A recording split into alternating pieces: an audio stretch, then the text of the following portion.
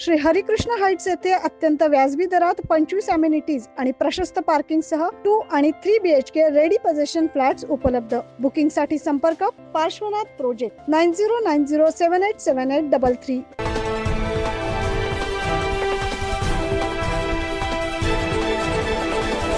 नाशिक लोकसभेसाठी अनुराधा नक्षत्राच्या मुहूर्तावर जय बाबाजी परिवाराचे शांतिगिरी महाराज यांनी आज आपला उमेदवारी अर्ज दाखल केला।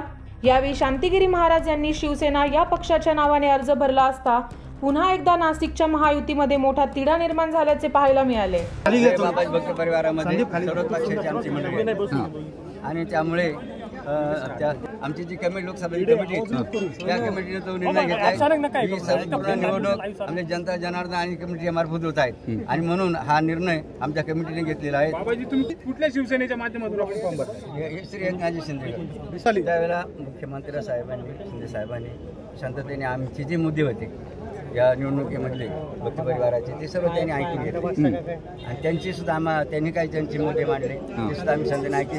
रात्री वेळ असल्यामुळे ते काय म्हणले होते आम्ही तुम्हाला नंतर निर्णय आपण करू म्हणून नंतर। तर असं चर्चा आहे की महायुतीचे उमेदवार आपणच असाल नाशिक लोकसभा मतदारसंघात। आता बघा ही भगवंताची छामी समजतो।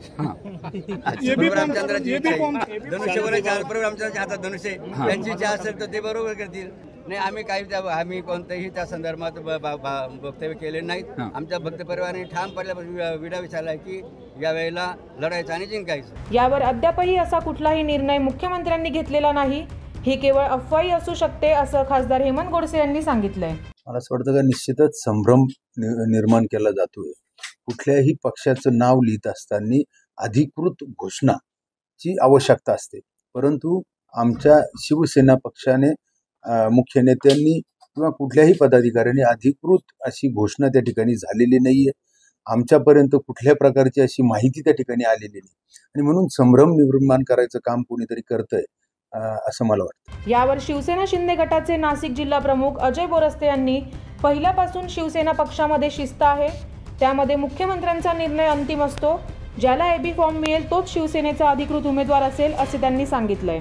खरं तर शिवसेना पक्षामध्ये एक शिस्त आहे। शिवसेना ही आदेश पाळणारी संस्कृती पाळणारी संघटना आहे। शिवसेनेमध्ये शिवसेनेचे मुख्य नेते आणि महाराष्ट्राचे लाडके मुख्यमंत्री एकनाथ शिंदे साहेब यांचाच निर्णय अंतिम असतो।